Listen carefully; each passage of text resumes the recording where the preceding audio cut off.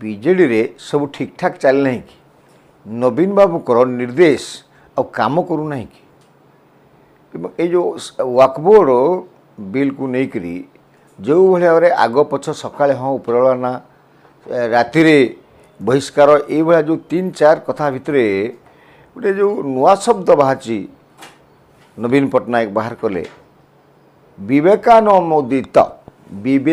अनुमोदित भोट दियो।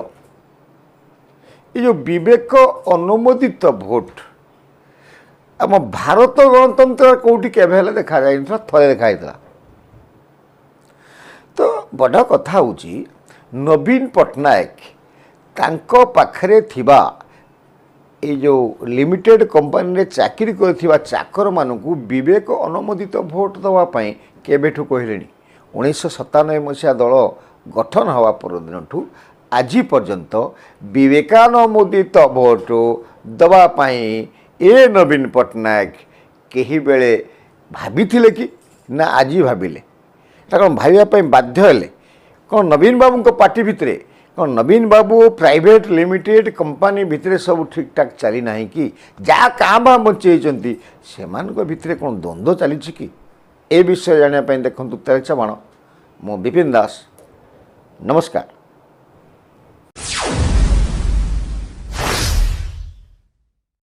प्रिय दर्शक बंधु वक्फ बिल संशोधन कार्य समाप्त हो पुराणा हो गत काली यहाँ किंतु ओडिशा रे राजनैतिक खोराक जोगे गत दिन राति मध्यरात्रि पर्यंत दिन दीर्घ 12 घंटा आलोचना पर वक्फ बोर्ड संशोधन बिल पारित हो जाइए 128 सपक्ष भोट पड़ता बेले मात्र 95 भोट विपक्ष पड़ी जोटी कि विरोध दल बाजीमात खाईगला विरोध दल लात खाई पलैगला।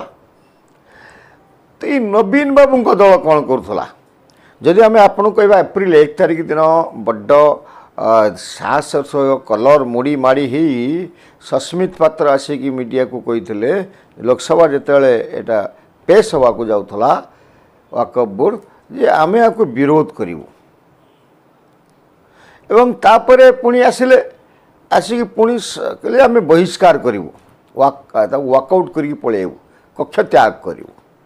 जो दिन भोट है से दिन मुन्ना खां कहले जे आम अंशग्रहण करूँ विरोध करूँ आम 7-1 अच्छु एवं 7 भोट विरुद्ध रे पड़ब मोदी सरकार निष्पत्ति वक्फ निष्पत्ति पर कारण ये हूँ मुसलमान मानकर स्वार्थ हानि घटुची तार जस्ट 2 घंटा 15 मिनिट पर गोटे सोशल मीडिया रे एक्स हैंडल लिखिले सस्मित पात्र ये हुईप जारी करा जाई नहीं विवेक अनुमोदित भोट 7 सांसद को दि जाइए।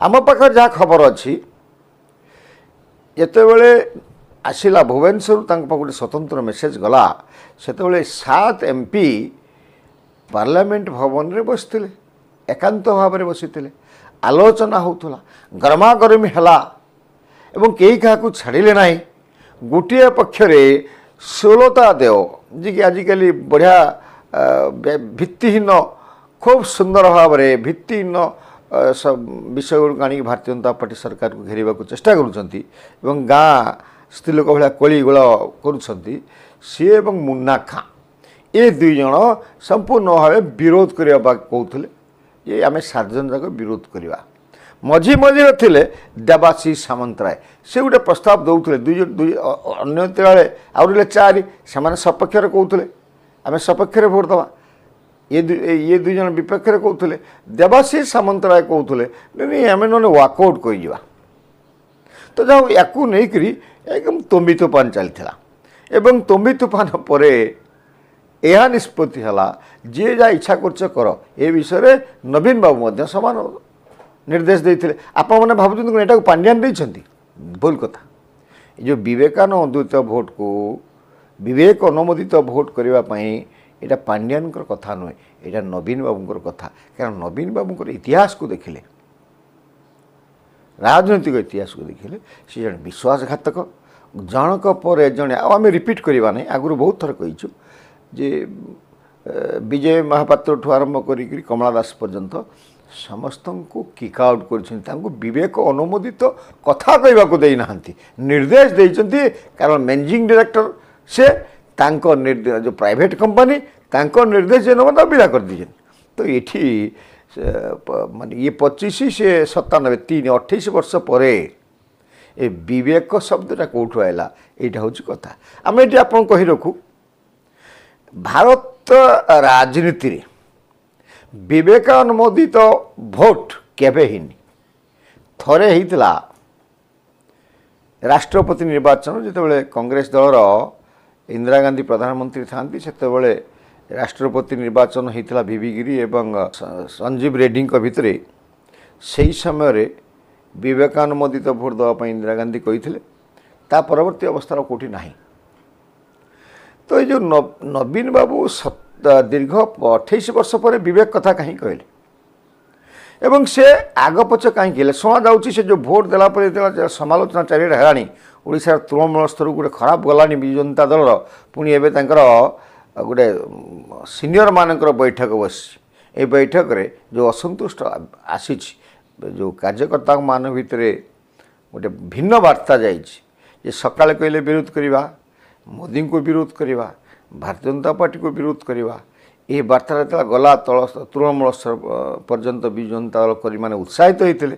ପୁଣି ଯେତେବେଳେ ନବୀନ ବାବୁ ପଛକୁ ଫେରି ଆସିଲେ ଏବଂ ସମର୍ଥନ ବିବେକାନୁମୋଦିତ ମାନେ କ'ଣ ସମର୍ଥନରେ ଆସିଲେ, ସେତେବେଳେ ସମସ୍ତଙ୍କ ମୁହଁରେ ବର୍ତ୍ତମାନ ପ୍ରଶ୍ନବାଚୀ ଏବଂ ନେତୃତ୍ୱ ଉପରେ ବିଜୁ ଜନତା ଦଳର ସାଧାରଣ କର୍ମୀର ବିଶ୍ୱାସ ନାହିଁ।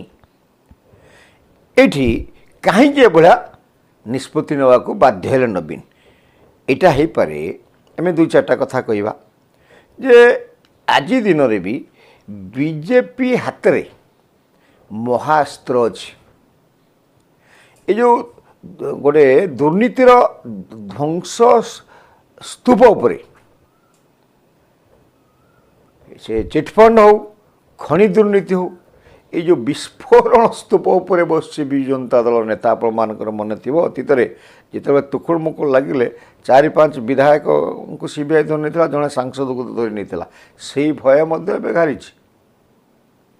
তেণু ইচ্ছা নথিলে বি বাধ্য বাধকতারে মুহକୁ চুপ କରିବାକୁ ବାଧ୍ୟ ହେଉଛନ୍ତି ନବୀନ ବାବୁ। କାରଣ ବିଜେପି କି ରାଜ୍ୟ ବିଜେପି ତ ବିରୋଧ କରିଦେଉଛନ୍ତି।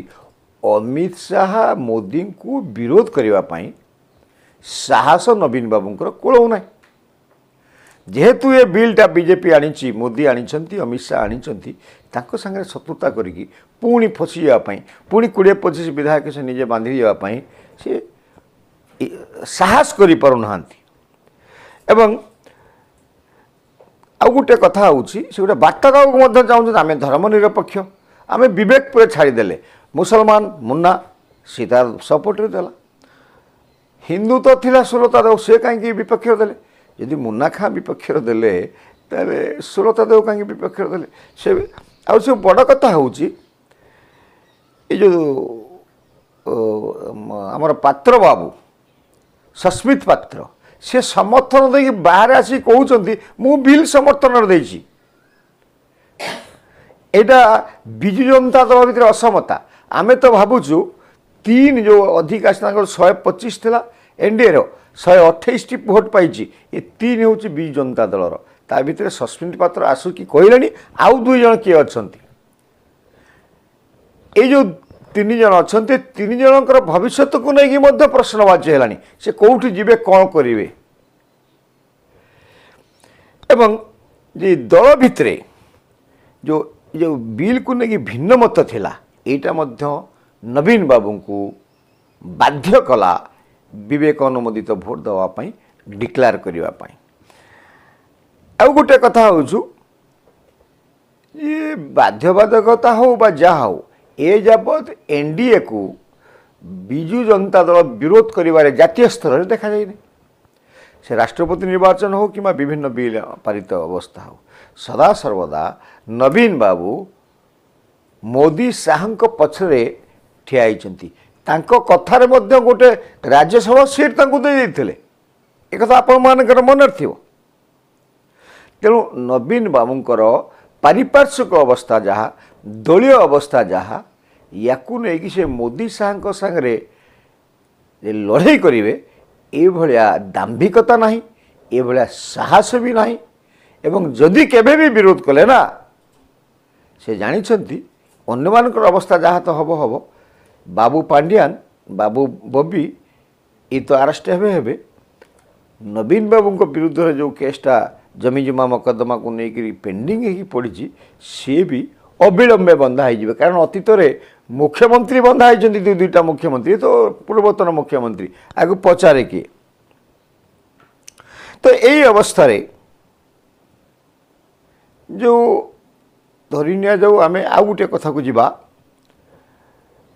जदि मुसलमान मानकर बहु विरुद्ध रे बहु प्रवाद एठी व्यवस्था अच्छे बिल एवं मुसलमान मान विरोधी बोली मुन्ना खां कहते एवं एटा नवीन बाबू कही तो सस्मित पात्र कहीं आसिले से पुणी संख्या लघु जड़े सस्मित पात्र जड़े संख्या लघु जे केरल जो पाद्री अच्छा ख्रिस्टियान कम्युनिटी अच्छा सी सबू एमपी मान को अनुरोध करते जे आपण माने वाकफ बोर्ड संशोधन प्रस्ताव को समर्थन करूँ से बाटे प्रभावित होते सस्मित पात्र से जहा हो वर्तमान सस्मित पात्र अवस्था जहाँ से जमी डाहाण गोड़ काढ़ी बसी भारतीय जनता पार्टी की जीवाई कि बाधबाधकता थिला मोहब्बत थिला ये जो भोट देले भोट आस कहले सत्साहस देखले यहाँ कौन वार्ता दौर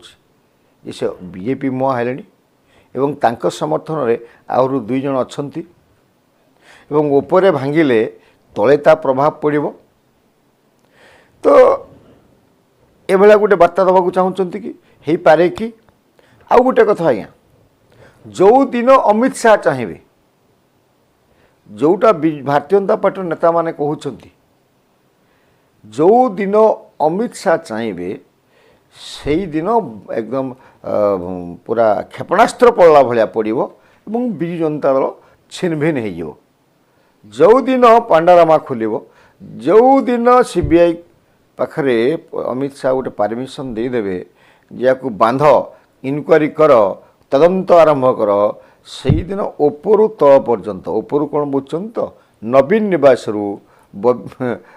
आसी खारबल नगर दे भुवनेश्वर जाजपुर पहुँचब एवं जाजपुर बाटे पूरा ग्रामांचल को जाइकरी डजन डजन नेता हाथ में हाथ कड़ी पड़ तो कहीं अमित शाह समय को अपेक्षा करा गोटे आलोचनार विषय ए विषय आगामी आग को समय आसिले आम आलोचना करूँ। नमस्कार।